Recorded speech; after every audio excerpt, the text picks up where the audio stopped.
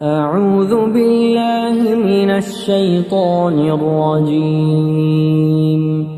بسم الله الرحمن الرحيم. قالوا أنت فعلت هذا بآلهتنا يا إبراهيم قال بل فعله كبيرهم هذا فاسألوهم إن كانوا ينطقون فرجعوا إلى أنفسهم فقالوا إنكم أنتم الظالمون ثم نكسوا على رؤوسهم لقد علمت ما هؤلاء ينطقون قال أفتعبدون من دون الله ما لا ينفعكم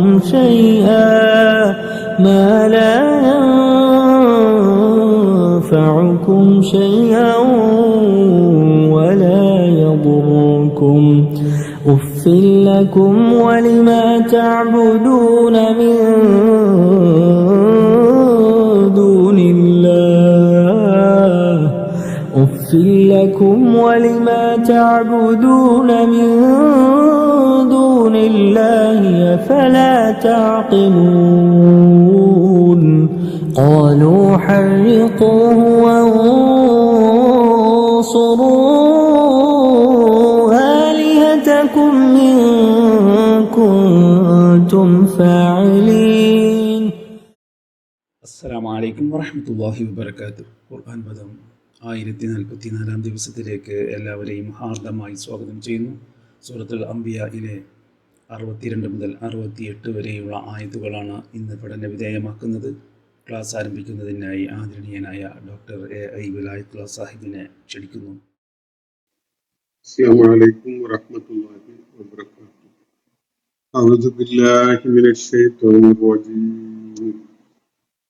ബിസ്മില്ലാഹിർ റഹ്മാനിർ റഹീം.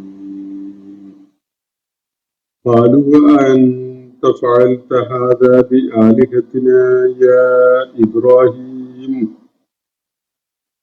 قال بل فعله كبيرهم هذا فاسألوهم إن كانوا ينطقون فرجعوا إلى أنفسهم فقالوا إنكم أنتم الظالمون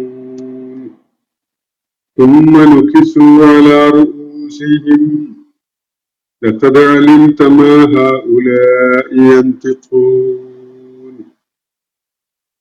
قال أفتعبدون من دون الله ما لا ينفعكم شيئا ولا يضركم أف لكم ولما تعبدون من دون الله أفلا تعقلون قالوا حرقوه وانصروا آلهتكم إن كنتم فاعلين صدق الله العلي العظيم.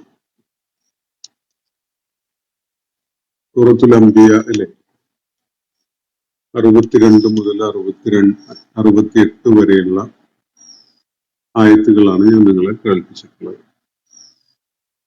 സൂറത്തുൽ അംബിയയില്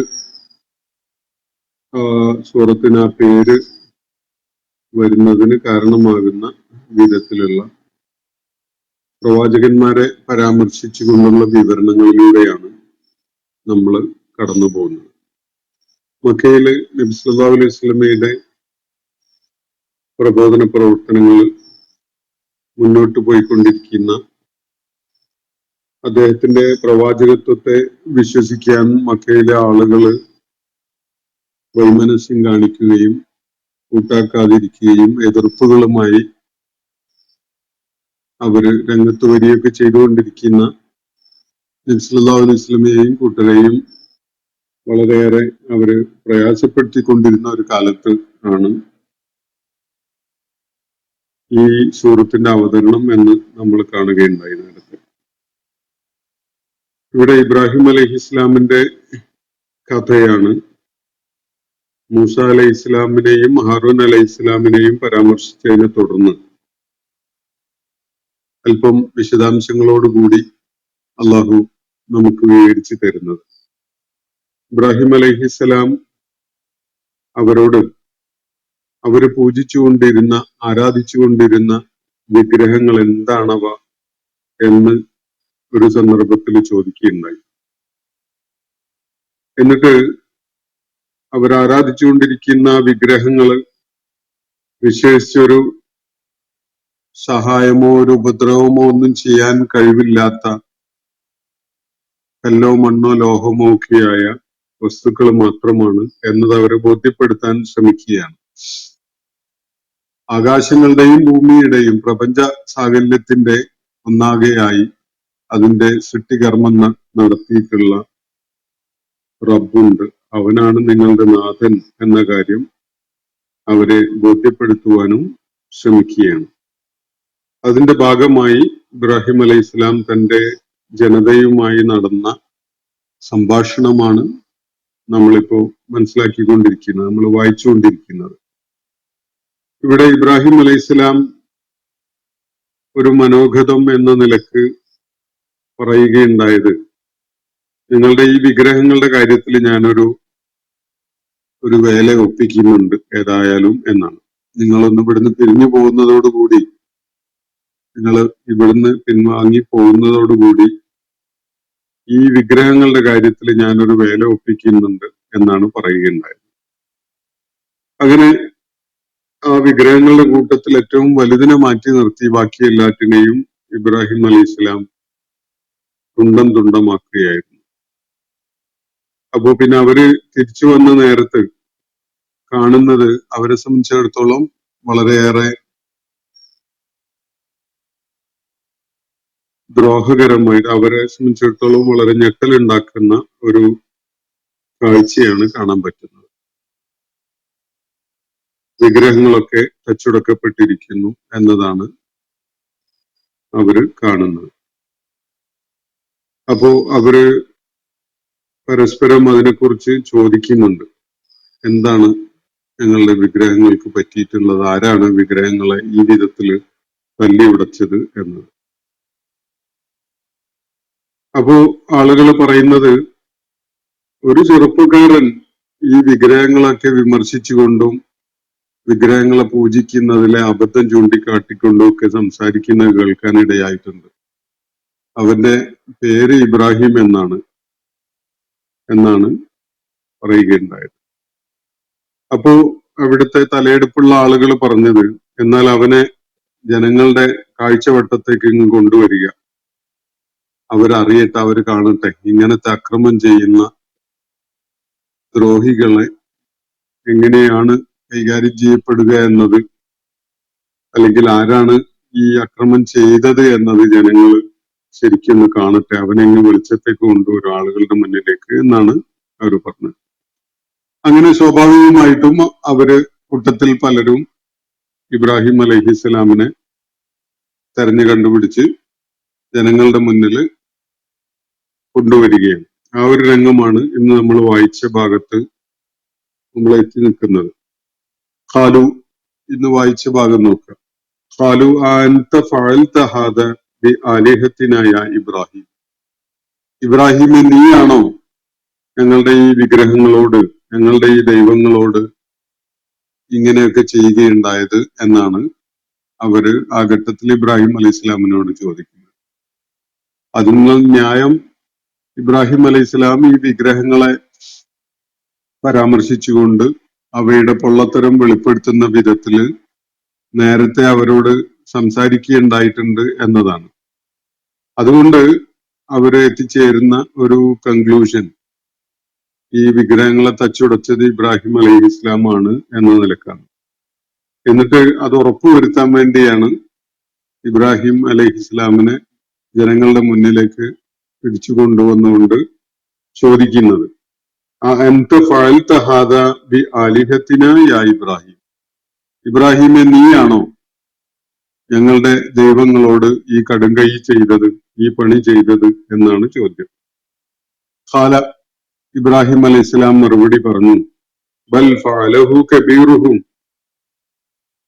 ബൽ ഫഅലഹു കബീറുഹും ഹാദ ഫസ്അലൂഹും ഇൻ കാനൂ യൻതിഖൂൻ. അങ്ങനെയല്ല, ഇതിനെ ഈ പണി ഒപ്പിച്ചിട്ടുള്ളത് അവരുടെ കൂട്ടത്തിൽ വലിയവൻ തന്നെയാണ്. അത് കണ്ടാൽ അറിയില്ലേ, അയാൾക്ക് അവനൊന്നും പറ്റിയിട്ടില്ലല്ലോ, ബാക്കിയുള്ളവരല്ലേ മുഴുവനും തകർക്കപ്പെട്ട വിധത്തിലുള്ളത്. അപ്പോ ഈ കൂട്ടത്തിൽ വലിയവനാണ് അങ്ങനെ ചെയ്തിട്ടുള്ളത്. ഈ ഇതാകണ്ടല്ലേ, ഈ ഞെളിഞ്ഞു നിൽക്കുന്ന ഈ വലിയവൻ. ഫസ്അലൂഹും ഇൻ കാനൂ യൻതിഖൂൻ. അതുകൊണ്ട് നിങ്ങൾ ഇവരോട് ചോദിച്ചു നോക്കൂ, അവർക്ക് സംസാരിക്കാൻ പറ്റുകയാണെങ്കിൽ അവര് പറയട്ടെ. അപ്പൊ അവിടെ തച്ചുടക്കപ്പെട്ട വിഗ്രഹങ്ങള്, അതിന്റെ കഷ്ണങ്ങളൊക്കെ ചിതറിക്കിടക്കുന്ന ആ കാഴ്ച ഉള്ള സമയത്താണ് ഇബ്രാഹിം അലൈഹി ഇസ്ലാം പറയുന്നത്, ഈ തച്ചുടക്കപ്പെട്ട വിഗ്രഹങ്ങൾ നിങ്ങളുടെ മുന്നിലുണ്ടല്ലോ, അവരോട് ചോദിച്ചു നോക്കൂ ആരാണ് അവരോട് ഈ അക്രമം ചെയ്തിട്ടുള്ളത്.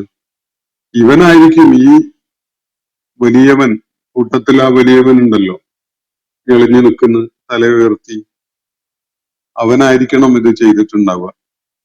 നിങ്ങൾ ഈ തച്ചുടക്കപ്പെട്ട വിഗ്രഹങ്ങളോട്, നിങ്ങളുടെ ദൈവങ്ങളോട് ചോദിച്ചു നോക്കൂ, അത് അവ സംസാരിക്കുമെങ്കിൽ സുമ്മനുഖിസുറാലാറു ഊസിയും, അതിനെ തുടർന്ന്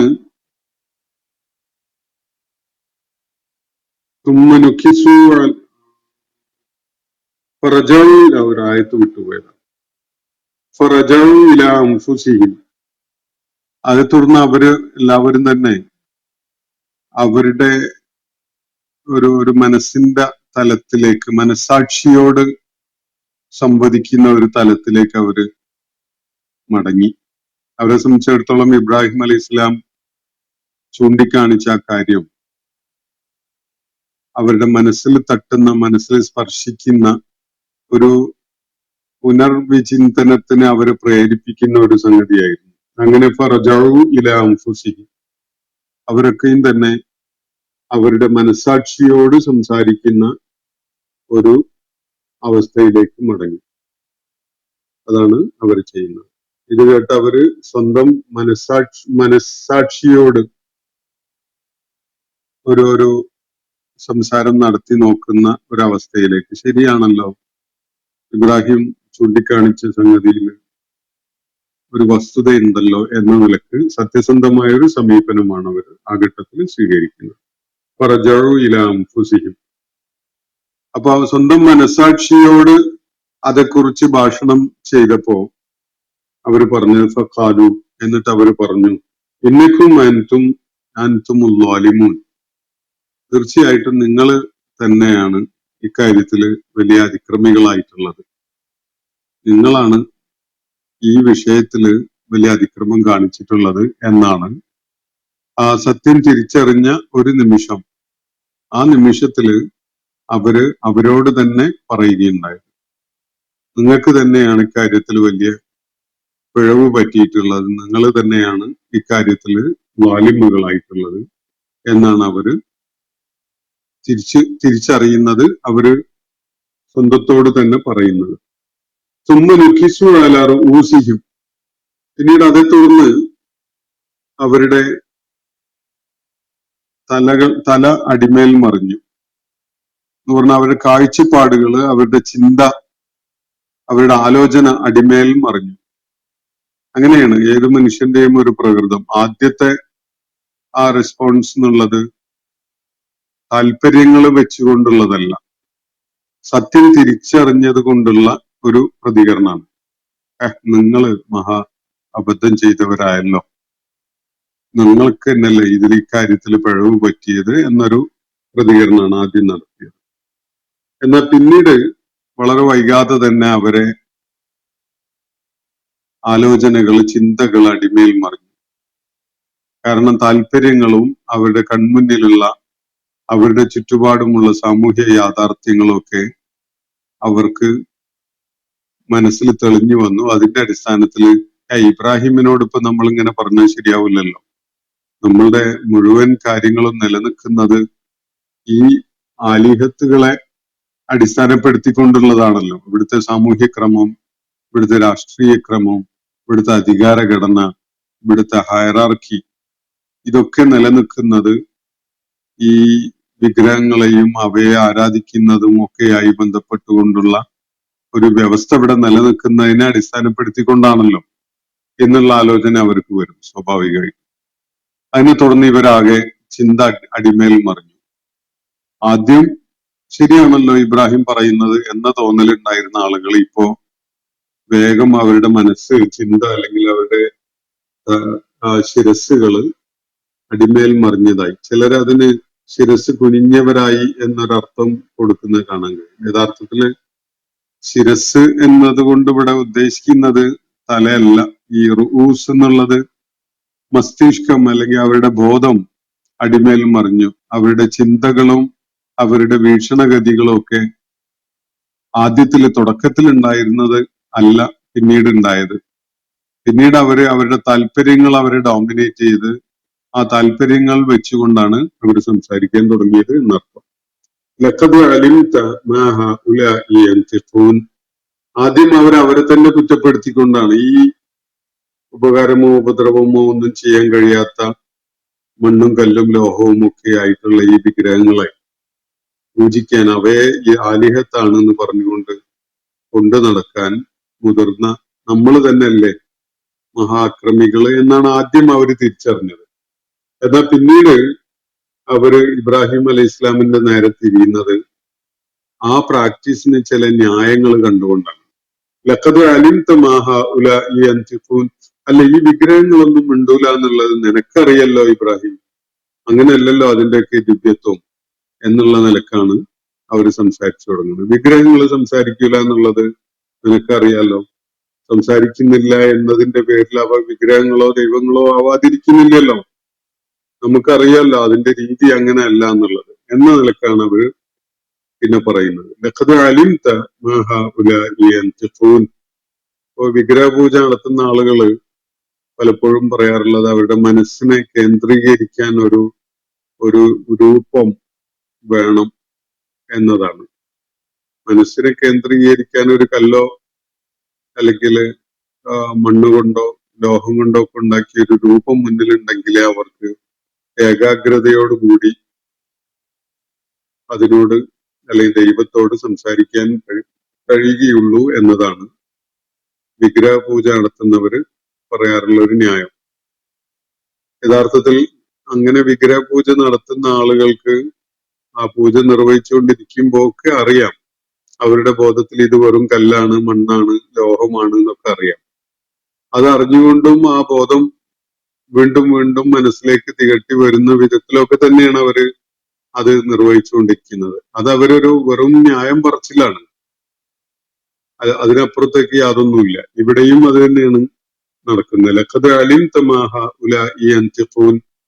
ഇവ സംസാരിക്കൂല എന്നുള്ളത് നിനക്കറിയുന്ന കാര്യമല്ലേ എന്നാണ് ഇവിടെ ഈ ആളുകള് ഇബ്രാഹിം അലൈഹി ഇസ്ലാമിനോട് ചോദിക്കുന്നത്. അപ്പോ കാല അഫതഅബുദൂന മിൻ ദൂനില്ലാഹി മാ ലാ യൻഫഉകും ശൈഅൻ വലാ യദുറുക്കും. അപ്പൊ അള്ളാഹുവിന് പുറമെ, അള്ളാഹുവിന് പകരം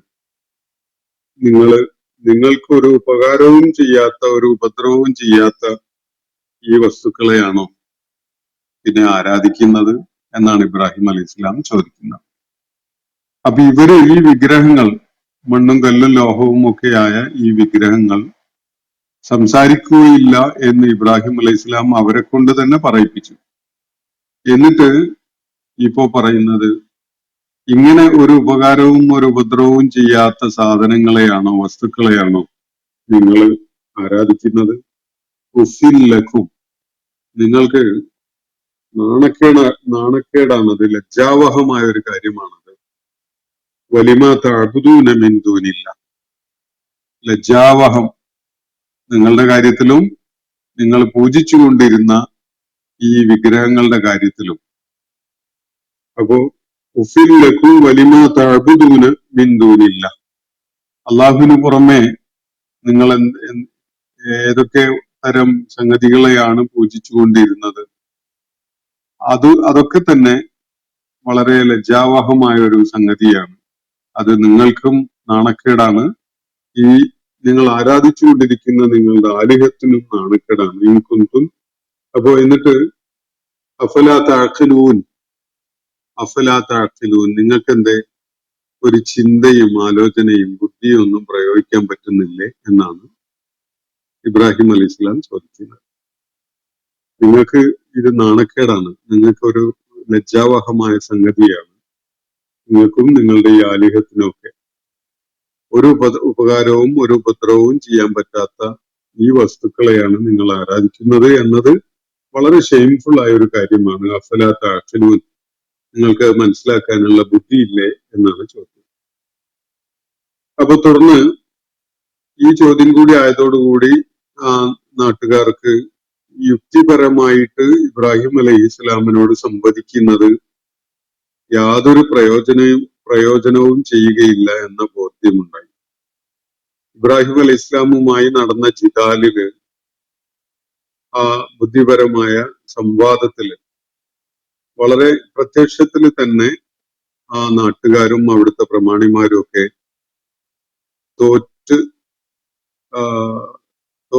തോൽവി ഏറ്റു പറയേണ്ടി വരികയാണ് ചെയ്യുന്നത്. കാരണം ഇബ്രാഹിം അലൈഹി ഇസ്ലാം മുന്നോട്ട് വെക്കുന്ന യുക്തിപരതയുടെ മുന്നിൽ അവരുടെ ഈ ന്യായങ്ങളൊന്നും പിടിച്ചു നിൽക്കാൻ പറ്റുന്നത് ആയിരുന്നില്ല. ഉടനെ അവര് അക്രമാസക്തരാവുന്ന ഒരു കാഴ്ചയാണ് കാണാൻ പറ്റുന്നത്. അവരിലെ പ്രമുഖർ വിളിച്ചു പറഞ്ഞു, ഖാലു ഹർരിഖൂഹു, കരിച്ചു കളയി അവനെ എന്നാണ് അതിന്റെ അർത്ഥം. ഹർരിഖൂഹു, ഇവനെ എങ്ങനെ വിട്ടാ പറ്റൂല, അവനെ പിടിച്ച് തീയിലിട്ട് കത്തിച്ചു കളയണം എന്നതാണ്, അവനെ കരിച്ചു കളയണം എന്നതാണ് നാട്ടിലെ പ്രമുഖര് പ്രതികരിച്ചത്. ഇതുപോലെയുള്ള ആളുകളെ ഇത്തരം വാദങ്ങളും ന്യായങ്ങളും ഒക്കെ ആയിട്ട് വന്നുകൊണ്ട് നമ്മുടെ ദൈവങ്ങളെ മുട്ടുകുത്തിക്കുന്ന, അല്ലെങ്കിൽ നമ്മുടെ ദൈവങ്ങളെ ആരാധിക്കുന്ന നമ്മുടെ പരിപാടികളെ തുറന്നു കാണിക്കുന്ന, അതിനെ പരിഹാസ്യമാക്കി കാണിക്കുന്ന ഇവനെ പോലെയുള്ള ആളുകളെ നമുക്ക് വെച്ചിരിക്കാൻ പറ്റൂല. കരിച്ചു കളയി അവനെ എന്നാണ് അവർ കൂട്ടായി ആർത്തു വിളിച്ച് പറയുന്നത്. വൻസുറു ആലിഹത്തക്കും, മാത്രവുമല്ല നിങ്ങളുടെ ഇവനെ കരിച്ചു കളഞ്ഞിട്ട് എന്ത് ചെയ്യണം, നിങ്ങളുടെ ദൈവങ്ങളെ നിങ്ങൾ സഹായിക്കുകയും വേണം. നിങ്ങളുടെ ദൈവങ്ങളെ സഹായിക്കാൻ വേണ്ടി നിങ്ങൾ രംഗത്ത് വരും. ഇപ്പോഴല്ലെങ്കിൽ പിന്നെ എപ്പോഴാണ് നിങ്ങൾ നിങ്ങളുടെ ദൈവങ്ങളെ സഹായിക്കാൻ വേണ്ടി വരിക? നിങ്ങളുടെ ദൈവങ്ങളെ തച്ച് ഉടച്ചിട്ടിരിക്കുകയാണല്ലോ. എന്നിട്ട് നിങ്ങളൊക്കെ കയ്യും കെട്ടി നോക്കി നിൽക്കുകയാണോ? അവനെ ചൂട്ട് കരിച്ചു കളയണം.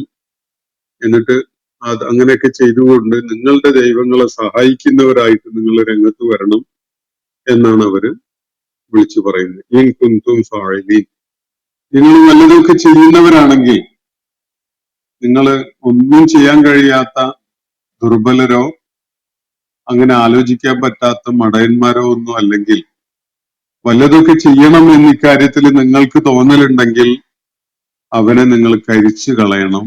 അങ്ങനെ നിങ്ങളുടെ ദൈവങ്ങളുടെ സഹായത്തിന് നിങ്ങൾ രംഗത്ത് വരണം. ഇതാണ് അവിടുത്തെ പ്രമുഖരായ ആളുകളൊക്കെ കൂവി വിളിച്ചു പറയുകയുണ്ടായത് ഇബ്രാഹിം അലൈഹി ഇസ്ലാമിന്റെ കാര്യത്തിൽ. അപ്പോ വളരെ സുപ്രധാനമായ ചില കാര്യങ്ങൾ അടങ്ങിയിട്ടുള്ള ഒരു ഭാഗമാണ് നമ്മൾ വായിച്ചിട്ടുള്ളത്. ഇതില് ചില പ്രശ്നങ്ങൾ നമ്മൾ വ്യക്തതയോടുകൂടി ഉൾക്കൊള്ളേണ്ടതുണ്ട്. ഇബ്രാഹിം അലൈഹി ഇസ്ലാമിനോട് ആ വിഗ്രഹങ്ങളൊക്കെ തച്ചുടച്ച് ഇട്ട സമയത്ത് അവര് വന്നപ്പോ അവർക്ക് വലിയ ഞെട്ടലുണ്ടാവുകയും അത് ആരാണ് ചെയ്തത് എന്നതിനെ കുറിച്ചുള്ള ചർച്ച ഉണ്ടാവുകയും, വിഗ്രഹങ്ങളൊക്കെ വിമർശിച്ചുകൊണ്ട് നടക്കുന്ന ഒരു ചെറുക്കൻ ഇതുവഴിയൊക്കെ പോവാറുണ്ട്, ഇബ്രാഹിം എന്നോ മറ്റോ ആണ് അവന്റെ പേര് എന്ന് ആരോ സൂചിപ്പിക്കുകയൊക്കെ ചെയ്തപ്പോ, എന്നാ പിന്നെ അവനെ പിടിച്ചുകൊണ്ട് വാ, ആളുകളൊക്കെ കാണട്ടെ എന്ന നിലക്ക് പറയുകയും ചെയ്തു. അങ്ങനെ ഇബ്രാഹിം അലൈഹി ഇസ്ലാമിനെ ഹാജരാക്കിയ ഘട്ടത്തില് അവരിലെ നേതാക്കന്മാരോ പ്രമാണിമാരോ ഒക്കെ ഇബ്രാഹിം അലൈഹി ഇസ്ലാമിനോട് ചോദിച്ചത്, അൻത ഫഅൽത ഹാദ, ബി ആലിഹത്തിന യാ ഇബ്രാഹിം. ഇബ്രാഹിമെ, നീയാണോ ഈ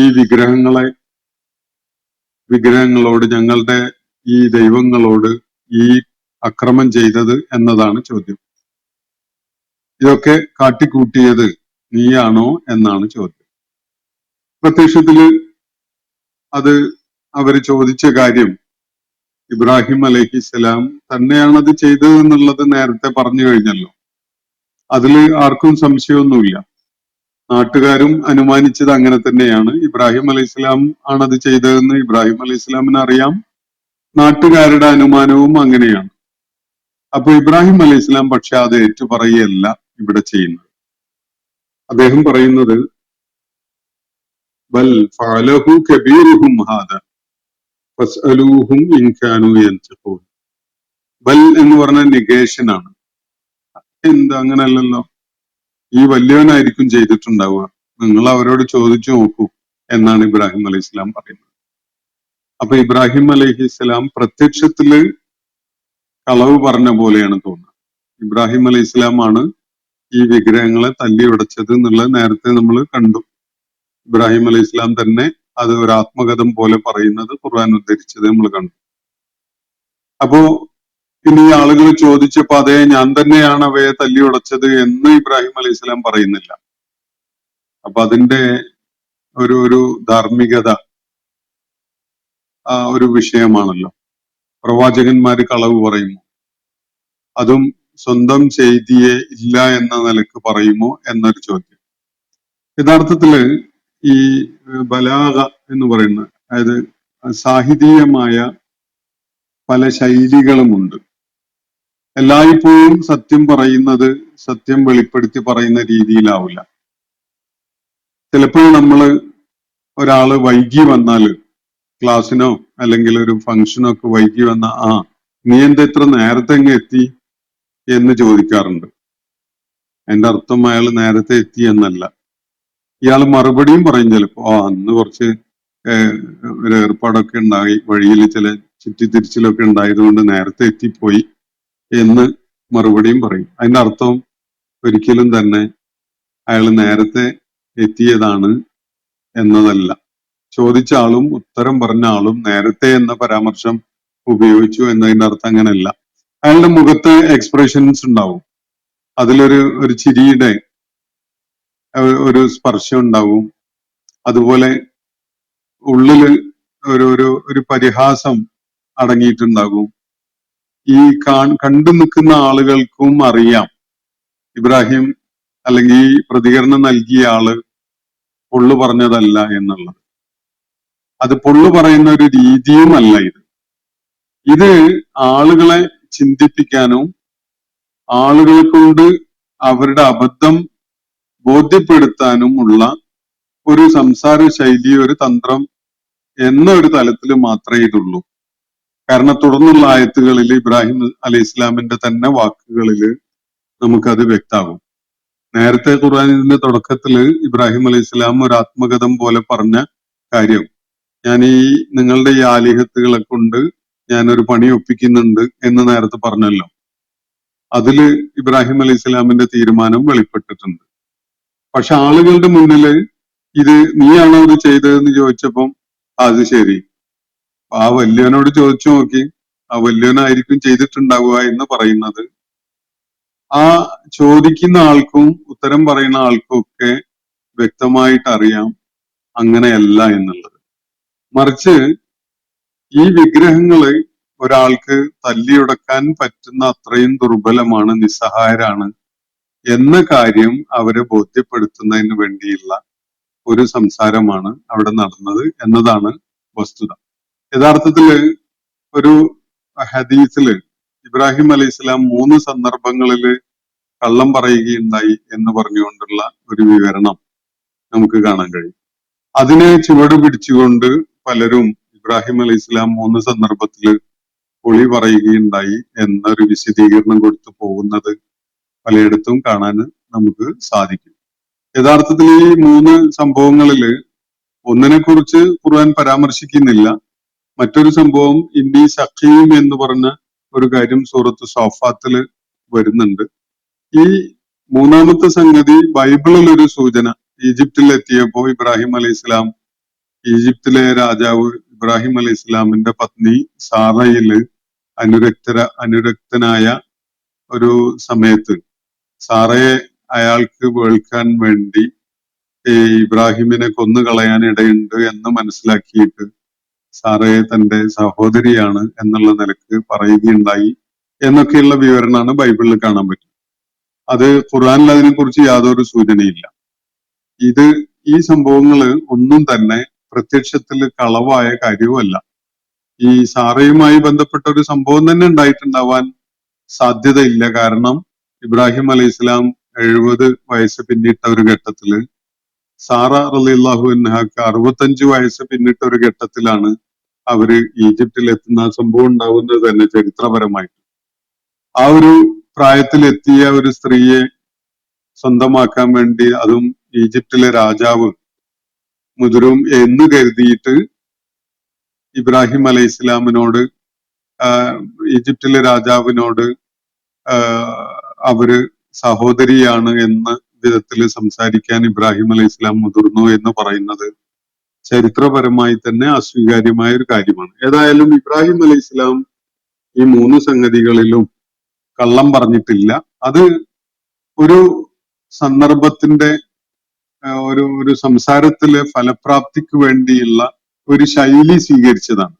കള്ളമാവുന്നത് ഇന്റൻഷണൽ ആയിട്ട് തെറ്റിദ്ധരിപ്പിക്കാൻ മുതിരുമ്പോഴാണ്.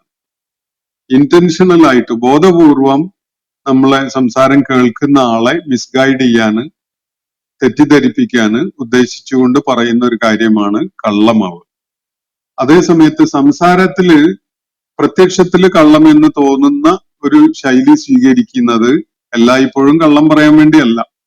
ചിലപ്പോ ബന്ധപ്പെട്ട ആളുകളെ, സ്റ്റേക്ക് ഹോൾഡേഴ്സിനെ ചിന്തിപ്പിക്കാൻ വേണ്ടി, അവരെ കാര്യങ്ങളെ ബോധ്യപ്പെടുത്താൻ വേണ്ടിയുള്ള ഒരു ശൈലി സ്വീകരിക്കുന്നതാണ്. അത് സംസാരിക്കുന്ന ആൾക്കും, അത് ആരോടാണോ സംസാരിക്കുന്നത് അവർക്കും, കണ്ടു നിൽക്കുന്നവർക്കും ഒക്കെ നല്ല ബോധ്യം ഉണ്ടാവും. അത് ശരി, ഇപ്പൊ എന്റെ നേരെയാണ് തിരിയണല്ലേ എന്ന് ചിലപ്പോ ആളുകളോട് നമ്മൾ പറയുമ്പോ യഥാർത്ഥത്തിൽ തന്നെ അയാൾ അതിനെ അർഹിക്കുന്ന ആളായിരിക്കെ തന്നെ നമ്മൾ അങ്ങനെ പറയുമ്പോ അങ്ങനെയല്ല എന്ന് വരുത്താൻ വേണ്ടി, തോന്നിപ്പിക്കാൻ വേണ്ടി നമ്മൾ പറയുന്നത് കേൾക്കുന്നവർക്കും കാണുന്നവർക്കും ഒക്കെ അറിയും അതല്ല ഉദ്ദേശിച്ചിട്ടുള്ളത് എന്നത്. അങ്ങനെയുള്ള ഒരു സംസാരത്തിനല്ല കള്ളം പറയുക എന്ന് പറയാം. ഒരു ദുഷ്ടലാക്കോടുകൂടി കേൾക്കുന്ന ആളുകളെ മിസ്ഗൈഡ് ചെയ്യാൻ ഉദ്ദേശിച്ചുകൊണ്ട് ഇന്റൻഷണൽ ആയിട്ട് പറയുന്ന ഒരു സംഗതിക്കാണ് കള്ളം എന്ന് പറയാം. അതുകൊണ്ട് ഈ ആളുകളെ ആലോചിപ്പിക്കാൻ, ചിന്തയുള്ളവരാക്കാൻ വേണ്ടി ഒരു സംസാര രീതി സ്വീകരിച്ചു എന്നേ ഉള്ളൂ എന്നതാണ് ഇത് സംബന്ധമായിട്ട് പലരും ചൂണ്ടിക്കാണിക്കുന്നത്. എനിക്ക് ബോധ്യപ്പെട്ടിട്ടുള്ളതും അത് തന്നെയാണ്. അപ്പോ ഇബ്രാഹിം അലൈഹി ഇസ്ലാം ഇവിടെ ഈ ചോദ്യത്തിന് മറുപടി പറഞ്ഞത് അദ്ദേഹം പറഞ്ഞു ബൽ, അങ്ങനെയല്ല, ഫഅലഹു കബീറുഹും ഹാദ, അത് ചെയ്തിട്ടുള്ളത് ഇവരുടെ കൂട്ടത്തിലെ ഈ വമ്പനുണ്ടല്ലോ, ഈ വലിയവൻ, അവനാണ്. ഫസ്അലൂഹും ഇൻ കാനൂ യൻതിഖൂൻ, നിങ്ങൾ അവരോട് ചോദിച്ചു നോക്കി. അടുത്ത വാചകം അതാണല്ലോ, ഫസ്അലൂഹും ഇൻ കാനൂ യൻതിഖൂൻ, നിങ്ങൾ അവരോട് ചോദിച്ചു നോക്കി അവര് സംസാരിക്കുമെങ്കിൽ. ആരോടാ ചോദിച്ചു നോക്കാൻ പറയണത്? ഈ തച്ചുടച്ചിട്ടിട്ടുള്ള ആ വിഗ്രഹങ്ങളോട്, ആ പൊട്ടിപ്പൊളിഞ്ഞു കിടക്കുന്ന, കഷ്ണം കഷ്ണമായി കിടക്കുന്ന വിഗ്രഹങ്ങളോട്. ജീവൻ ഉണ്ടായിരുന്നെങ്കിൽ പോലും ആ വിധത്തിൽ തുണ്ടമാക്കപ്പെട്ടിട്ടുണ്ടെങ്കിൽ പിന്നെ അവര് സംസാരിക്കൂ. അപ്പോ നിങ്ങള് ഇവരോട് ചോദിച്ചു നോക്കൂ, ഇവരല്ല എവിടെതാ വീണുടഞ്ഞു കിടക്കണ, അവര് സംസാരിക്കാൻ കഴിവുള്ളവരാണെങ്കിൽ പറയട്ടെ എന്നുള്ള നിലയ്ക്ക് ഇബ്രാഹിം അലൈഹി ഇസ്ലാം പറയുന്നതിൽ നിന്ന് തന്നെ എന്താണ് പറഞ്ഞതിന്റെ ഉദ്ദേശം എന്നത് വളരെ വ്യക്തമാണ്. അപ്പൊ ഇബ്രാഹിം അലൈഹി ഇസ്ലാം ഈ തച്ചുടക്കപ്പെട്ട വിഗ്രഹങ്ങളോട് നിങ്ങൾ ചോദിച്ചു നോക്കൂ, അവര് സംസാരിക്കാൻ കഴിവുള്ളവരാണെങ്കിൽ എന്ന് പറഞ്ഞുകൊണ്ടാണ് ഈ കാര്യം പറയുന്നത്. അപ്പോ അതിൽ നിന്ന് വളരെ വ്യക്തമാണ് ഇബ്രാഹിം അലൈഹി ഇസ്ലാം അവിടെ ഇന്റൻഷണൽ ആയിട്ട് ഒരു കളവ് പറഞ്ഞ ഒരു കാര്യമല്ല എന്നത്. പിന്നെ അവരുടെ അവരുടെ മനസാക്ഷിയുടെ ഒരു കോടതിയിൽ, മനസാക്ഷിയോട് തന്നെ സംസാരിക്കുന്ന ഒരവസ്ഥയിലേക്ക് മടങ്ങുകയും അവരോട് തന്നെ പറയുകയും ചെയ്യാണ്. ഫഖാലു ഇന്നക്കും അൻതുമുൽ-ളാലിമൂൻ, നിങ്ങൾ തന്നെയാണ് ഇക്കാര്യത്തില് മഹാ അബദ്ധം ചെയ്ത കൂട്ടർ എന്നത് അവരോട് തന്നെ പറയുന്ന ഒരവസ്ഥയാണ്. സുമ്മ നുഖിസു അലാ റൂസിഹിം, ഞാൻ നേരത്തെ വിവരിക്കുകയുണ്ടായി. പിന്നീട് അവരുടെ തല അടിമയിൽ മറിഞ്ഞു, അല്ലെങ്കിൽ അവരുടെ ചിന്ത, നിലപാട്, അവരുടെ ആലോചന ഒക്കെ അട്ടിമറിഞ്ഞ വിധത്തിലായി. നേരത്തെ ഉണ്ടായിരുന്ന നിലപാടോ ആലോചനയോ അല്ലെങ്കിൽ ആറ്റിറ്റ്യൂഡോ അല്ല പിന്നീട് അവർ കാണിക്കുകയുണ്ടായത്. അവർ പറഞ്ഞു ലഖദ് അലിംത മാ ഹഉലാഇ യൻതിഖൂൻ, ഈ വിഗ്രഹങ്ങൾക്ക്, അതും പൊട്ടിപ്പൊളിഞ്ഞു കിടക്കുന്ന അവസ്ഥയിൽ അവ സംസാരിക്കുകയില്ല എന്നത് നിനക്ക് നന്നായിട്ട് അറിയുന്ന കാര്യമല്ലേ. വിഗ്രഹങ്ങൾ അങ്ങനെ നേരിട്ട് സംസാരിക്കും? അത് അതിന്റെ പൂജാരിമാരും മുഖേന, അല്ലെങ്കിൽ അതിനുള്ള പ്രീസ്റ്റ്, എന്താണ് പറയാം, അവരെ പൂജാരിമാരോ അല്ലെങ്കിൽ പുരോഹിതന്മാരോ ഒക്കെ മുഖേനയല്ലേ ഈ വിഗ്രഹങ്ങൾക്ക് അവർക്ക് പറയാനുള്ള കാര്യങ്ങൾ പറയുക എന്ന ഒരു കാര്യം ഇൻഡയറക്റ്റ് ആയിട്ട് സൂചിപ്പിച്ചുകൊണ്ടാണ് നിനക്കറിയല്ലോ ഇവയൊന്നും നേരിട്ട് സംസാരിക്കുകയില്ല എന്ന കാര്യം എന്നാണ് പറയുന്നത്. അപ്പൊ ഇത്രത്തോളം അവരെ കൊണ്ട് പറയിപ്പിച്ചത് അവർ ആരാധിച്ചു കൊണ്ടിരിക്കുന്ന ഈ വസ്തുക്കള് എത്ര ദുർബലമായ സംഗതികളാണ്, അവയെ പൂജിക്കുന്നത്, അവയെ ആരാധിക്കുന്നത് എത്ര വലിയ വിഡ്ഢിത്തമാണ് എന്നത് അവരെ ബോധ്യപ്പെടുത്താനും അത് അക്കാര്യം അവരെ കൊണ്ട് തന്നെ, അവരെ വായിൽ തന്നെ കേൾക്കാനും അവരെ കൊണ്ട് തന്നെ പറയിപ്പിക്കാനും വേണ്ടിയാണ് ഇബ്രാഹിം അലൈഹിസ്സലാം ഈ നാടകം കളി കളിച്ചിട്ടുള്ളത് എന്നത് മനസ്സിലാക്കാൻ യാതൊരു പ്രയാസമില്ല. അപ്പോ അതില് കള്ളമാണ് എന്നൊരു ആരോപണം ഉന്നയിക്കുന്നത് തന്നെ ശരിയല്ല. കാരണം ഇബ്രാഹിം അലൈഹിസ്സലാം അത് പറയുമ്പോൾ അദ്ദേഹത്തിന്റെ മുഖഭാവം കേൾക്കുന്ന ആളുകൾക്ക് അതെങ്ങനെ അപ്പീൽ ചെയ്യുന്നു എന്ന സംഗതി, അവരാരും തന്നെ ഇബ്രാഹിം അലൈഹിസ്സലാം പൊള്ളു പറഞ്ഞു എന്ന ആരോപണം ഉന്നയിച്ചിട്ടേ ഇല്ല. അതാണ് അതിൽ വേറൊരു വസ്തുത. ഇബ്രാഹിം അലൈഹിസ്സലാം ആരോടാണോ സംസാരിച്ചു കൊണ്ടിരുന്നത് അവർക്ക് ആർക്കും അങ്ങനെ അഭിപ്രായമില്ല ഇബ്രാഹിം അലൈഹിസ്സലാം പൊള്ളു പറഞ്ഞു എന്നുള്ളത്. അദ്ദേഹം ഒരു തന്ത്രപരമായ, ഒരു സരസമായ രീതിയിൽ കാര്യം ബോധ്യപ്പെടുത്തുന്ന ഒരു സംസാരം നടത്തിയെന്നേ ഉള്ളൂ. അതിനല്ല കള്ളം എന്ന് പറയും. ഇന്റൻഷണൽ ആയിട്ട് ചില താല്പര്യത്തോടു കൂടി, ചില ഒളിച്ചു വെച്ച താല്പര്യത്തോടു കൂടി ഒരു കള്ളം പറഞ്ഞ് ജനങ്ങളെ മിസ്ഗൈഡ് ചെയ്യുന്ന ഒരു സംഗതിക്കാണ് നമ്മൾ വ്യാജം പറയുക, കള്ളം പറയുക എന്നൊക്കെ പറയാം. അപ്പോ അല്ലാത്ത ഈ ഒരു ശൈലി സ്വീകരിക്കുന്നതിന് കള്ളം പറയുക എന്ന് പറയുകയില്ല. അപ്പോ കോടതികളിലൊക്കെ നമുക്ക് ഇതുപോലെയുള്ള രംഗങ്ങൾ പലപ്പോഴും കാണാൻ കഴിയും. അപ്പോ അതിനെ തുടർന്ന് അവരുടെ നിലപാടുകൾ അട്ടിമറിഞ്ഞു.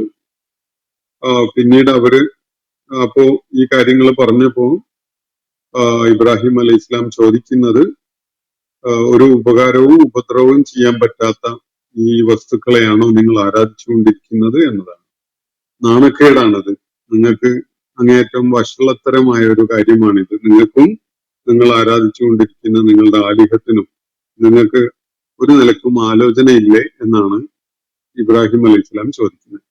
ആ ചോദ്യം കൂടി ആയതോടുകൂടി പിന്നെ ഇനി ഇബ്രാഹിം അലൈഹി ഇസ്ലാമിനോട് യുക്തിയുടെയും ബുദ്ധിയുടെയും തലത്തിലൊന്നും പറയാനില്ല. അവര് ശരിക്കും ഉത്തരം മുട്ടുകയാണ്.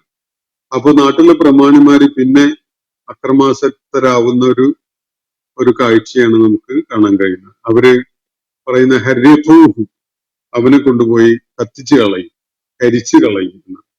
ഈ ഹരിഖ എന്ന അറബി വാക്ക് കരിച്ചു കളഞ്ഞു എന്നാണ് അതിനർത്ഥം. അതിനാണ് ഹരിഹൂഹു എന്ന ഈ കൽപ്പന രൂപത്തിലുള്ള ക്രിയ ഉണ്ടാവുന്നത്. ഇതെന്നാണ് മലയാളത്തിലെ കരിക്കുക എന്ന പ്രയോഗം വന്നിട്ടുള്ളത് എന്നാണ് ഞാൻ മനസ്സിലാക്കുന്നത്. ഹരിഖ എന്ന വാക്കെന്നാണ് എന്റെ അനുമാനം ഇത് സംബന്ധമായിട്ട്. ഖാലു ഹരിഖൂഹു വൻസുറു ആലിഹതക്കും, ഇതിലും വലിയൊരു അപഹാസ്യത അടങ്ങിയിട്ടുണ്ട്. നിങ്ങൾ അവനെ കൊണ്ടുപോയി കത്തിച്ചു കളയൂ അല്ലെങ്കിൽ കരിച്ചു കളയൂ, എന്നിട്ട് അതുവഴി നിങ്ങളുടെ ദൈവങ്ങൾക്ക് സഹായികളായി മാറൂ എന്നാണ് പറയുന്നത്. ഇവിടെ ദൈവങ്ങൾ അത്രയും നിസ്സഹായരാണ് എന്നത് സ്വയം ഉൾക്കൊണ്ടുകൊണ്ട് പറയുന്ന ഒരു കാര്യമാണ് അതിൽ അടങ്ങിയിട്ടുള്ളത് എന്നത് വ്യക്തമാണ്. ഇൻ കുന്തും ഫായിലീൻ, നിങ്ങൾ വല്ലതൊക്കെ ചെയ്യാൻ ഉദ്ദേശിക്കുന്നുവെങ്കിൽ നിങ്ങൾ ഇവനെ കൊണ്ടുപോയി കരിച്ചു കളയുകയും ഈ നമ്മുടെ ആലിഹത്തിന്റെ സഹായത്തിനായിട്ട് ആ നിലക്ക് രംഗത്ത് വരികയും ചെയ്യുക എന്നാണ് അവര് പറയുകയുണ്ടായത്. ഈ ചരിത്ര സംഭവത്തിന്റെ വിവരണം ഇവിടെ അവസാനിക്കുന്നില്ല. ഇനിയും ചില കാര്യങ്ങൾ ഇതുമായി ബന്ധപ്പെട്ടുകൊണ്ട് തുടർന്നുള്ള ആയത്തുകളിൽ വിവരിക്കപ്പെടുന്നുണ്ട്. ഇൻഷാ അല്ലാഹ് സന്ദർഭം പോലെ നമുക്ക് അത് മനസ്സിലാക്കാൻ ശ്രമിക്കാം. ഇന്നത്തെ സെഷൻ ഞാനിവിടെ അവസാനിപ്പിക്കുകയാണ്. വാഖിറു ദഅ്വാനാ അനിൽ ഹംദുലില്ലാഹി റബ്ബിൽ ആലമീൻ. അസ്സലാമു അലൈക്കും വറഹ്മത്തുള്ളാഹി വബറകാതുഹു. ഇന്നത്തെ ഖുർആൻ പദം ഇവിടെ സമാപിക്കുന്നു. ഖുർആൻ പഠനത്തിൽ പങ്കെടുത്ത എല്ലാവർക്കും അല്ലാഹു അർഹമായ പ്രതിഫലം നൽകി അനുഗ്രഹിക്കട്ടെ. വആഖിറു ദഅ്വാനാ അനിൽ ഹംദുലില്ലാഹി റബ്ബിൽ ആലമീൻ. അസ്സലാമു അലൈക്കും വറഹ്മത്തുള്ളാഹി വബറകാതുഹു.